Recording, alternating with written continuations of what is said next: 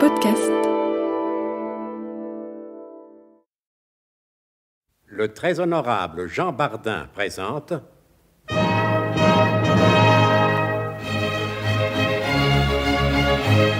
Bon baiser de partout. Une émission secrète de...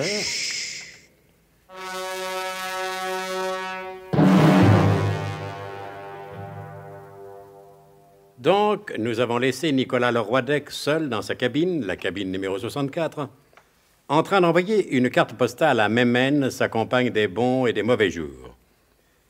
De sa belle écriture d'enclumier, il avait calligraphié la formule « Bon baiser d'où je suis », ajoutant « Je ne peux t'en dire plus, mais je suis sûr que toi, tu me comprends », quand une explosion plus forte que les autres, vous vous en souvenez, ébranla les flancs du navire.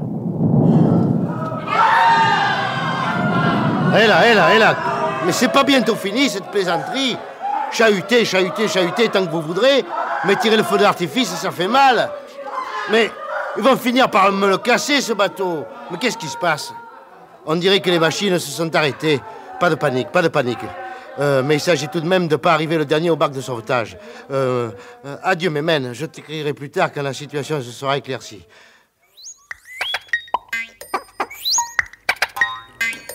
Et pendant ce temps-là, ignorant des dangers que courait l'agent inter 1829, alias Nicolas Leroidec, le colonel de Guerlas et ses bras droits se promenaient dans les rues athéniennes. Oh, mon colonel, regardez cette jolie compagnie de femmes soldats. Oh, elles sont ravissantes avec leurs petites robes plissées d'uniforme. Oh, et à la dernière mode encore, au-dessus du genou. Oh, ce qu'elles peuvent être choues. Et en bleu azur, s'il vous plaît. Mais ce ne sont pas des femmes soldats, mademoiselle, mais des Evzones de la police qui vont faire la relève de leurs collègues. Ah, c'est juste. J'avais oublié que les Evzones étaient habillés de cette manière. Mais pourquoi ces uniformes azur? Ça doit être fragile. Ce sont des Evzones bleus, mademoiselle, qui vont prendre position dans les rues à stationnement réglementé. Ah, voilà une excellente initiative dont devrait bien s'inspirer à Paris le préfet Papon. Maintenant, mon colonel, si vous le permettez, je vais vous conduire à l'hôtel des Thermopyles atomiques, dans le quartier résidentiel. C'est le plus récent et le plus moderne. Aucun rapport avec le Kratos Palace, j'espère. Ah, aucun, mon colonel. Bon, une minute, je cours chercher un taxi, hein. Décidément, j'apprécie de plus en plus les qualités et l'intelligence de ce garçon.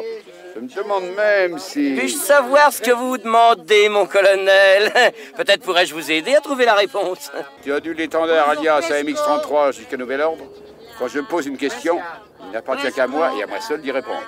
Et vous avez intérêt à la boucler quand je ne vous demande rien. Mais mon colonel... Et mettez-vous bien une fois pour toutes ceci dans votre petite tête de faucheton. Oui. Et pas encore après-demain. Vous serez à l'avant-veille de poser à ma place ce qui vous sert de fesse sur mon fauteuil de commandement. Voilà le taxi, mon colonel. Eh ben dites donc, il est taille celui-là. Ah oui, c'est un taxi-bus, mon colonel. Vous y serez tout de même plus confortable que dans un taxi ordinaire. C'est une ancienne benne basculante désaffectée qu'on a transformée en véhicule de transport. De plus en plus sympathique, ce garçon. Et je me demande également de plus en plus si... Vous l'avez, vous? Allez, en voiture, vous autres, et en route. Allons-y, vous l'avez. Mais pendant ce temps-là, sur l'arène de sa bague, le capitaine Papapic et Mamancou n'étaient pas contents du tout. Ah, mais alors là, pas du tout. Tout ce qui arrive est de votre faute. Non, mais c'est... Parfaitement de votre faute. Dès que je quitte la passerelle, ils ne font rien que des bêtises. Ils sont bien avancés maintenant. Capitaine, croyez bien que nous sommes navrés. Ah, vous êtes navrés. Ah, bah, il est bien temps. Oui, ah, les fonctionnaires, tous les mêmes. Vous n'êtes là que pour empêcher de faire notre boulot. Capitaine, je crois que la douleur vous égare. Ah, si j'étais resté là-haut, au lieu de venir bavarder avec vous, il ne se serait rien passé. Oh. Et maintenant, qu'est-ce qu'on va faire, hein? Et tout ça pour venir bavarder avec un maîtreur vérificateur de nœuds. Non, mais c'est... Ah, si j'étais pas parfaitement bien élevé, je vous en dirais des vertes et des pas mûres, monsieur le maîtreur vérificateur de nœuds. Mais, bon, alors, bon, brisons là, voulez-vous? Qu'est-ce que vous allez faire? Ça ne vous regarde pas. Mais encore. Ferme tag, alors vous, c'est pas le moment d'irriter le capitaine par vos questions sautes et Ah, grenouilles. chien d'un chien de millions de marques Richard. Non, venez, Ferme tag, laissons le capitaine à ses lots de Oui, responsabilité. ah bah c'est ça, barrez-vous. Capitaine, il n'y a aucun danger que le navire coule. Le navire coulé. Mais comment, abruti à monocle? Nous sommes au milieu du canal, vous le voyez bien. 24 mètres de large. Et le bateau en fait 23 mètres 50. Nous avions 25 cm de chaque côté. Et maintenant, nous sommes coincés. Nous ne pouvons ni avancer ni reculer. Couler. Ah, je voudrais bien. Nous sommes coincés entre ces deux morceaux de montagne et tout ça par notre Non, faute. écoutez, vous permettez, capitaine, alors... Fichez-moi le camp. Bon, alors venez faire le tac, sinon le capitaine va se mettre en colère, je Non, sens. vous êtes sûr, Zorbeck, que le navire ne peut pas faire naufrage, Le n'est-ce pas, parce capitaine que... vient de vous le dire lui-même. Oui, Et mais puis il a dit regardez, ça, mais regarde d'un côté la montagne, de l'autre côté la montagne. Oui, mais il y a Et 25 enfin, centimètres, n'est-ce vous voyez pas, bien quand que même notre bateau est coincé entre les deux. Oui, mais vous croyez que ce sont les explosions de ces caisses de raisin de Corinthe qui sont responsables de cette Mais catastrophe? je n'en sais rien, Fermtag. Tout ce que je sais, c'est que nous ne pouvons ni avancer ni reculer. Quant à sortir d'ici, malgré toutes les ressources de ma prodigieuse imagination, je ne vois pas comment nous pourrions faire. Des deux côtés, c'est la montagne à pic, à pic, à pic, à pic. En effet, des deux côtés, la montagne était à pic, ce qui explique d'ailleurs les difficultés éprouvées par ceux qui, de 1882 à 1893, ont creusé le canal de Corinthe.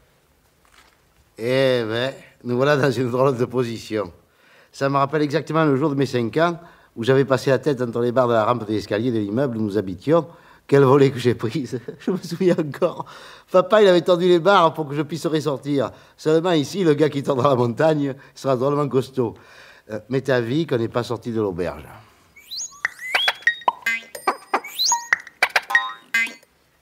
Fermtag.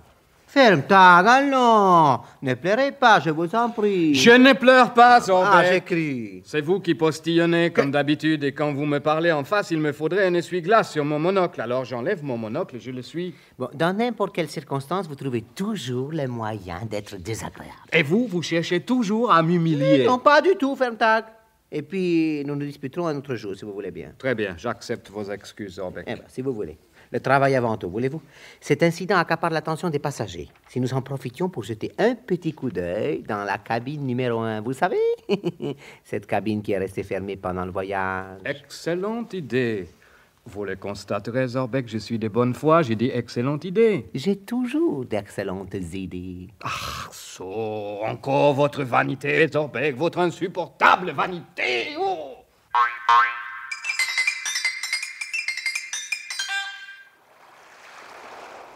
Alors, professeur, vous avez vu ce qui arrive? Oui, je viens d'apprendre la nouvelle à l'instant. Vous n'avez pas entendu le choc? Non, j'avoue que non.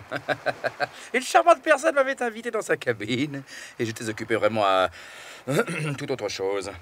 Mon bon Nicolas, avez-vous remarqué cette charmante créature? Professeur, enfin, ne pourriez-vous pas être sérieux quelques minutes? Ah, c'est vrai, oui. J'oublie toujours que le beau sexe vous laisse indifférent. Mais non, professeur, qu'est-ce que vous allez croire? Seulement les circonstances... Quelles circonstances? Nous sommes coincés.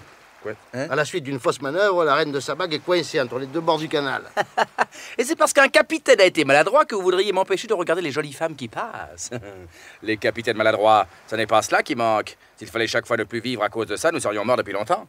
Comprenez-moi bien, professeur. J'ai pensé qu'un savant tel que vous pourrait peut-être trouver une solution pour nous sortir de là. Ouais. Permettez que je jette un coup d'œil par-dessus la rambarde. Pas de ce côté-là, professeur. Hein? Vous verrez mieux de l'autre côté. Ah oui, pourquoi? Parce qu'il n'y a pas de jolie femme qui pourrait vous distraire. Vous avez raison, Nicolas. Il ne faut jamais mélanger le travail et le plaisir. Le plaisir s'en ressent toujours un peu. Alors au travail. Vous voyez? Ah oui, ça, pour être coincé, nous sommes bien coincés. Une vraie partie de manille coincée, comme dirait le colonel. T'as vu ça? Avec le biglotron, nous serions sortis de là en 10 secondes. Ah, parce que le biglotron, ça peut également servir à... Ah, naturellement. Cette machine qui ne sert à rien peut servir à tout. Et sans le biglotron? Eh bien, sans le biglotron, j'avoue que je suis un peu paumé. Oui. Oui, demandez donc à un automobiliste de circuler à pied. Ou à un parachutiste de sauter sans parachute. Hein? Ah, moi, j'ai l'habitude de travailler avec le biglotron. Ou, pour être plus exact, le biglotron travaille pour moi. Somme toute, vous avez inventé la machine à ne rien faire. En quelque sorte, oui. Vous n'êtes plus habitué à réfléchir par vous-même. Plus beaucoup, je l'avoue. Mais vous, mon bon Nicolas, un ancien enclumier, vous n'avez pas votre petite idée sur la question? Si. Eh ben, voyez bien. Moi, j'ai eu l'idée de venir vous chercher. Oui, c'est exactement ce qu'il fallait faire, oui. Je me demande si j'aurais pensé. Enfin, nous avons déjà l'idée. Il ne nous manque plus que le principe et les moyens. Le principe, Je crois que j'ai trouvé. Comment dit-on j'ai trouvé en grec? J'ai trouvé, comme on dit en grec. Oui. Attendez, je vais demander au steward. Dites-moi, mon brave. Monsieur. Oh, comment dit-on j'ai trouvé en grec? Eureka, monsieur. Ah, Eureka, moi j'ai 1h30, enfin bref. Très bien, Eureka. On dit Eureka, monsieur le professeur. Merci, mon brave. Comment vous appelez-vous? Archimède, monsieur. Je vous en prie, soyez poli ou sans ça, vous n'aurez pas de pourboire à la fin de la traversée. Alors, professeur. Eureka, mon bon Nicolas. Et donnez donc 100 sous à Archimède.